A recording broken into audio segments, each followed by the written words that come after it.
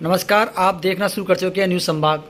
पढ़ाकू कार्यक्रम करौली के तहत आज मेरे साथ शिव कुमार शर्मा पुत्र जगदीश प्रसाद शर्मा मोहनपुर वाले हैं।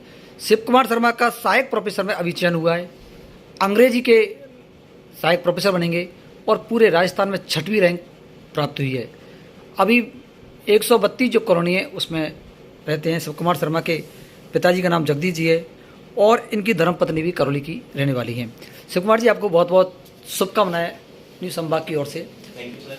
आप इस सफलता को किस रूप में लेते हैं? क्या आपका एक टारगेट फिक्स था? क्या प्लान था? सर, मैंने जब ग्रेजुएशन की थी तभी मैंने सोचा था कि मैं इस एग्ज़ाम को क्वालिफाई करूं। तो इसके लिए मैंने पहले पीएचडी की, उसके बाद मैंने नेट की और उसके बाद मुझे अभी चांस मिला। तो फिर कुछ मम्मी पापा के आशीर्वाद से, उनके त्याग की वजह से मैं इसमें सफलता हासिल की। क्या बीए के बाद ही आपने प्लान बना लिया कि आपको लेक्चर बनना है? जी सर, बीए के बाद ही मेरा ये टारगेट था कि मुझे इस एग्ज़ाम को क्वालिफाई करना है। तो इसके लिए मैंने पीएचडी के लिए भी ट्राई किया और अल्टीमेटली 2008 में राजस्थान यूनिवर्सिटी से मेरा रजिस्ट्रेशन भी हो गया पीएचडी में। उसके बाद नेट भी हो गया।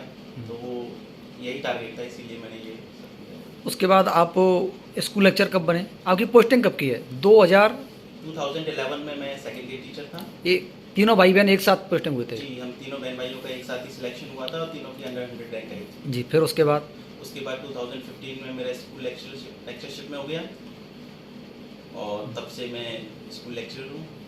और अभी मैं आपकी शादी कब हुई? मेरी शादी 2012 में। शादी के बाद अमूमन लोग अपनी पढ़ाई छोड़ देते हैं। आपके मन में ऐसा नहीं आया कि अब चलो हो गया टारगेट फिक्स और क्या? नहीं सर, ऐसा नहीं आया क्योंकि मेरे को मेरी वाइफ से बहुत सहयोग मिला और उन्होंने भी काफ़ी सेक्रीफाइस किया कि बच्चों को का ध्यान रखा और मेरे पास कभी बच्चे नहीं आ पाए।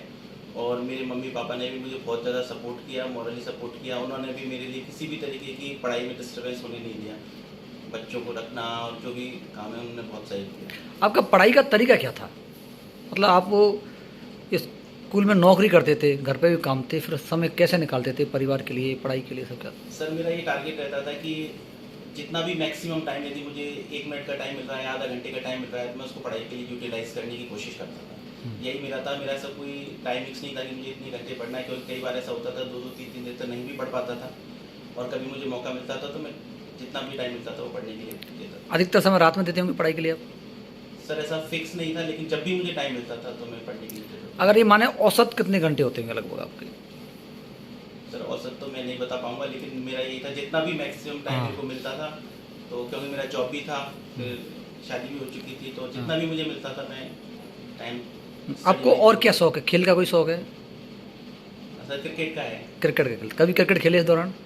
हाँ सर, बीच में कोरोना के टाइम पे थोड़ा सा क्रिकेट खेले। फिल्म फिल्म कभी बच्चे के साथ भी चला जाता हूँ क्रिकेट खेलने के लिए। फिल्म देखना पसंद है? फिल्में सर पहले देखता था, अब टाइम नहीं मिलता, तो फिर अब शौक भी करता हूँ। घूमना फिरना? हाँ, घूमना मुझे बहुत पसंद है। कहाँ जाते हो अधिकतर घूमना जब आप सोचते हो? मुझे कहीं भी, घर से बाहर कहीं भी, फैमिली के साथ या फ्रेंड्स के साथ घूमना पसंद है। आप जब ये टारगेट फिक्स था कि आपको लेक्चर बनना है, कभी सही मानसिक तनाव निश्चित रूप से आता है, तब उस समय आप क्या करते थे? हमारे दर्शकों को जरूर बताएं जिससे प्रेरणा ले सकें। कई बार ऐसा होता है ना, सरकारी नौकरी, परिवार, इसमें सामंजस्य सर, बैठाने। मुझे कभी यदि ज़्यादा टेंशन होती थी या तो मेरे क्या है, जीजा जी हैं बड़े वाले, श्री दिनेश चंद्र शर्मा जी, तो उन्होंने मुझे बहुत मॉरल सपोर्ट किया। कभी मैं ऐसा लगता था कि बहुत फैमिली सर्कमस्टांसेस ऐसी हैं तो मैं पढ़ नहीं पा रहा हूँ, तो वो मुझे बहुत सपोर्ट करते थे। शुरू से ही बहुत सपोर्ट किया उन्होंने मुझे और मेरी सारी बातें मैं उनसे शेयर करता था, तो वो मुझे काफ़ी मॉरली बूस्टअप। क्या करते हैं वो? वो कॉन्ट्रैक्टर हैं सर, सूरत में। सूरत में कॉन्ट्रैक्टर है। बाबू जी, आप क्या कहना चाहेंगे बेटे की सफलता पर? अच्छा है, तो किया है तो बहुत खुशी की बात है। हाँ, मेरी तो शुरू से इच्छा थी इंग्लिश के लिए, इंग्लिश में आगे बढ़े। अम्मा जी, आपकी इच्छा थी है ना? बहुत अच्छे भी अच्छो बने और छोटो जनो है जो पंडित कह दे कि ये अपने नाम से जामो जाओ, बाप के नाम से नहीं। जरना से मेरी ये है गई कि ये कछु तरह से पढ़ना चाहिए। एक पापा तो भाग रही थी, मैं रहती है इनके पास, 6-7 बहन भैया इनके पास। तो भगमदन मोहन मेरी स्कूल मैं शुरू से इंटेलिजेंट था। अजमेर में रखा है LKG से 8वीं तक, अजमेर में पढ़ाया। शुरू से पढ़ने में अच्छी लगा इंग्लिश में।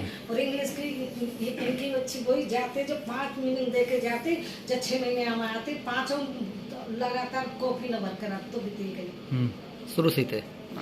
कहेंगी इनकी सफलता पर किस रूप में लेते हैं? इनका शुरू से सपना था सर कॉलेज लेक्चर का था सर। हाँ कई बात होती है हमारी तो यही कहते थे मतलब कि इतनी पढ़ाई लिखाई कर रहा हूँ तो इसी वजह से कर रहा हूँ, कभी आने दो तो वैकेंसी हाँ उसी टाइम सिलेक्शन हो रहा। तो मैंने शुरू से यही सोचा कि इनकी सपना मतलब तो जितना मुझे कॉपरेट हो पाया हाँ। क्या कोऑपरेट किया आपने, ये पूछना चाहता हूँ।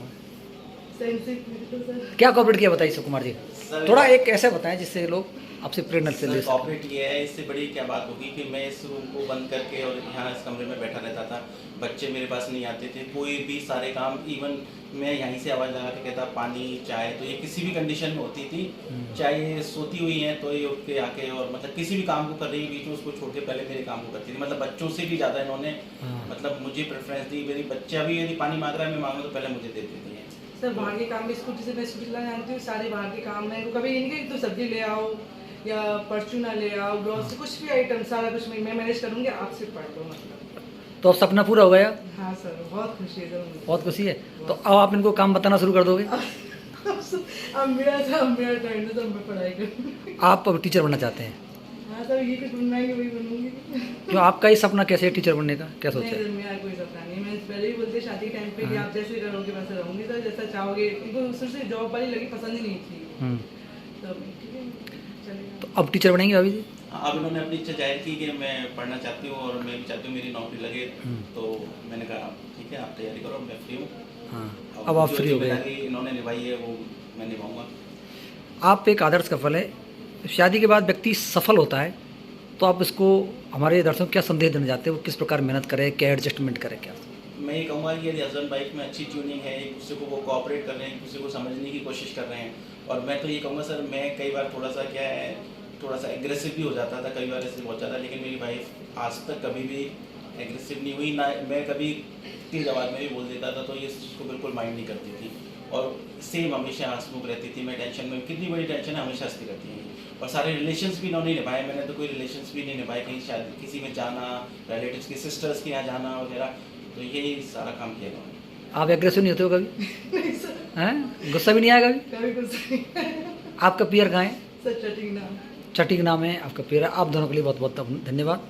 और सुकुमार जी आपके लिए एक बार फिर शुभकामनाएं। Thank you.